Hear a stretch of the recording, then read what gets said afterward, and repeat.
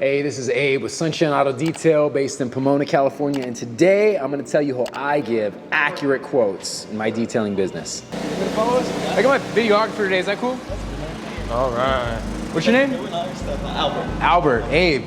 All right, so which one's yours? All right. Black cars, everything shows. I know. Oh, man.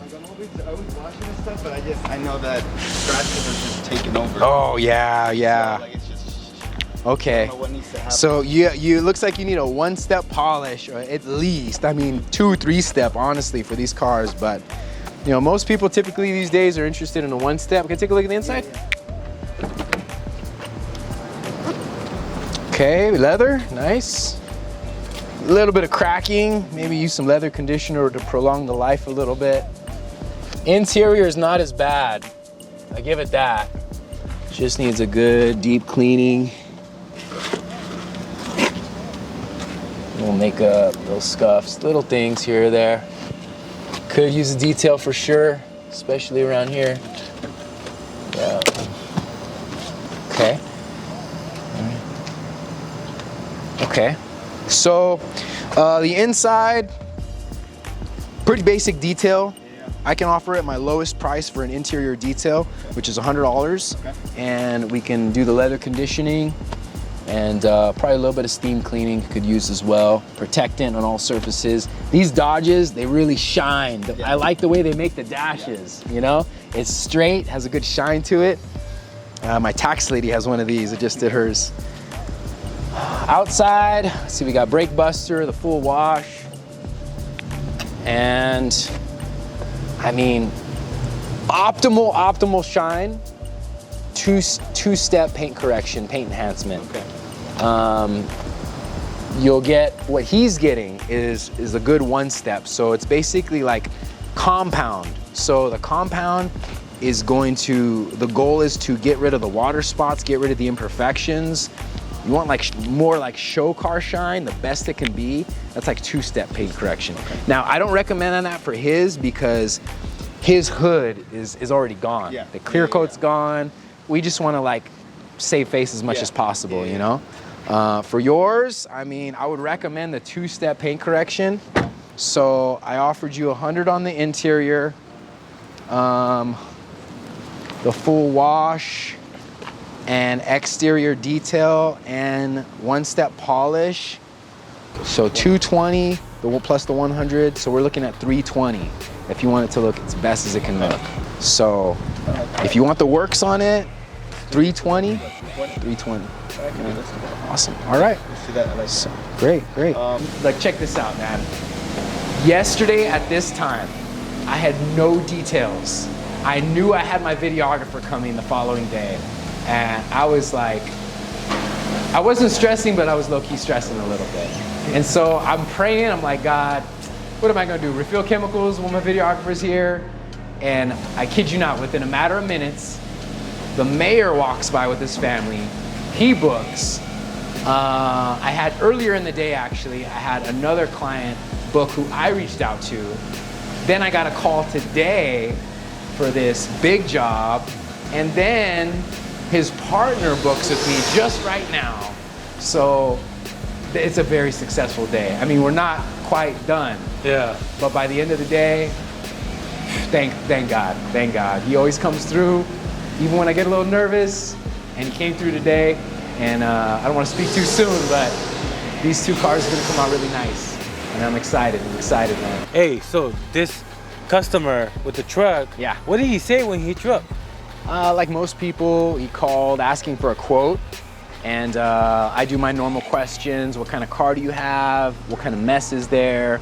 And he said, oh yeah, it's pretty dirty. It's a work truck. So I gave him a quote, and knowing, okay, at least I have a number that I can work from. You know, if they're okay with that number, I know that I can work from that. Not necessarily that I can get as much as I can out of them, but knowing, if there's other services I can offer that's more than what I already talked to him about, I can build on that. And that's what I did.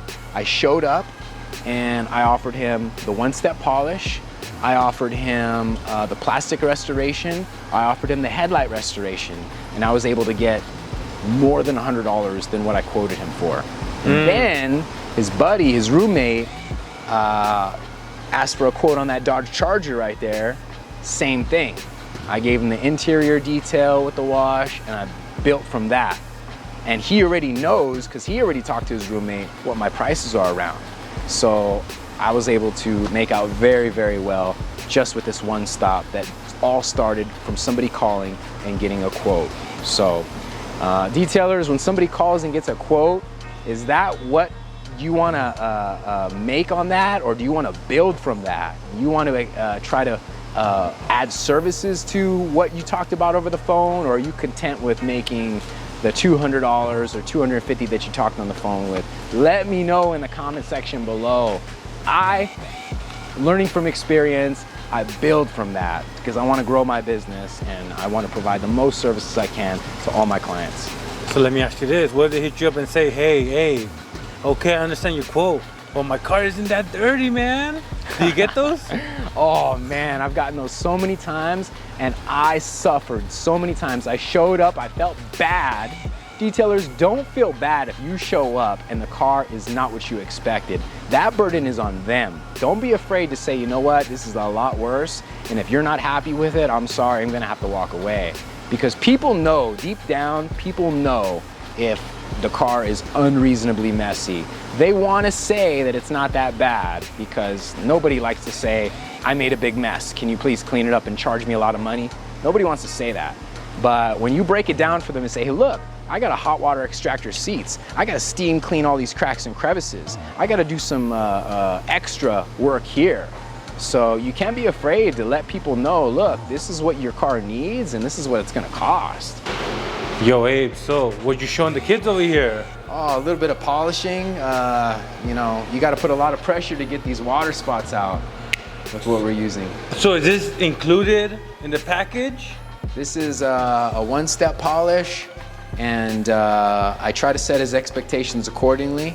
I said the water spots will mostly come out with the service that he's getting. These water spots are pretty deep, so we got to put a little extra pressure.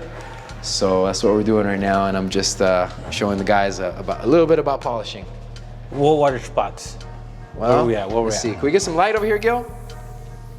We went from that, I don't know if you can see. Oh, I see him. To over here, Gil. Light over here. Yeah. So we're achieving pretty good results. How about over here? Oh, eso. How about up here? You see? Okay, so we still got some there, right? So we're good. We're making good progress. So we know we're achieving the results that we want. So let's finish the job, get those water spots out, and then hit this window with the pressure that I didn't have this. You got more muscles than me, so, you know, there we go. Let me get you some more polish. So, I like to spread it out with my finger a little bit, and then you could spread it out on the window.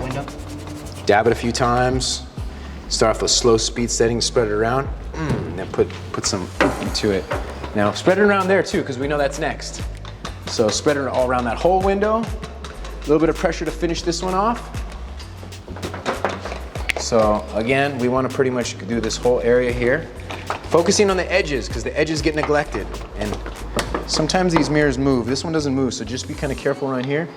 And after you put good pressure, if you put enough pressure, one pass might do it. 1 or 2 passes. Get a good grip. Hey, a lot better. I have a question for you. Yeah. How do you set realistic expectations for the customers? Well, you can't promise the world. You can't promise this is gonna look like a brand new car. This is a 2005, so it's important that you don't, when I was first detailing, oh, it's gonna look amazing, it's gonna look amazing, and you set yourself up for failure because they're expecting, oh, okay, well, he said it's gonna be this, and when it's not there, they're disappointed. It's kind of like when I tell people, I'll be there in an hour, when I know my GPS is 40 minutes. So it's better that, like, the result is better than they expected rather than not as good as they expected. So if I set their expectations right here, my goal is still to come up here so you can get tip, review, things like that. but I can't promise, you know, them the stars, you know. Hey, so What's up? you have a situation. Yeah. It's 5 o'clock, Yeah. and you're almost done with this one. Yeah. But what was it? A charger, two-step correction. Yeah. So his roommate wanted two-step plus the interior detail on the charger, and he asked me if I had time. I said yeah. And you know, sometimes it's hard to tell like how long a job's gonna take you, but I think I'm not gonna have time for it. Because at 7, 7's my cut. 6:30 is really my cutoff. Yeah. That's an hour and a half away. An hour and a half is not enough time to do a two-step paint correction and an interior detail. No way, not gonna happen. why? Why you said 30? What do you gotta do?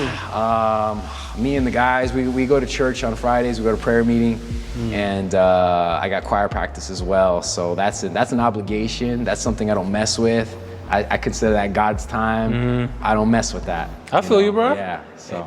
So what's the game plan? What you gonna tell them? Well, now as I'm doing this job, I'm thinking, okay, I'm gonna have this conversation without disappointing them too much. So my chip here is, hey, look, the good news is I got you this car completed. It looks great.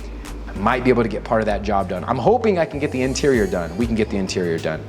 And I could at least present them with something like, look, we knocked this out for you. However, you know, we put a lot of time into this, and you got good value. We put time into this. We don't have enough time to do this job, but I'm willing to come back and make the extra trip to make sure I do it right. So from their end, they're thinking, man, this young guy, he didn't just throw it together and you know, do the job half-ass and you know, in the allotted time that he had. He's willing to come back, more expense to him to make sure that I'm happy. Because you're not trying to rush it. No. Have you done that before? I have. And how did it go? I wasn't happy. Customer usually wasn't happy. And it's just kind of like, they're just kind of like either pretending to be satisfied or they'll just say they're not happy. And I might even have to come back or something. So it's better that on my end, I take the initiative and say, look, I'm not gonna have enough time to do this job to my best, to where I know it's good and you're gonna be happy. Hey, that's the experience, man, right there, you know? Yeah, you know, I gotta stand by my work, so I can't just do whatever just to get paid. No, like I need to make sure, like, hey, if I was the customer, how would I want to be treated? Yo, hey, what do? You get a lot of low ballers? You get people you quote and they're like, bro, I know somebody down the block. They'll either say, oh, that's too much, or yeah, like, oh, the last guy, you know, he quoted me this much. So yeah, they're out there. Yeah. How do you handle it? But wait, do you get offended? I don't take it personally. I just in my mind, I'm like, okay, this is not my customer. I might finish the job, I might do the job, but I'm never gonna do business with them again. But now I'm starting to see that it's better to just avoid doing business with them, because I already know from experience, they're not gonna be happy, I'm not gonna be happy. And there's no room for any negative emotion on either end, you know? Well, there you have it. You saw how I gave accurate quotes on the vehicles today. Let me know how you give accurate quotes on the vehicles you detail in the comments below. See you next time.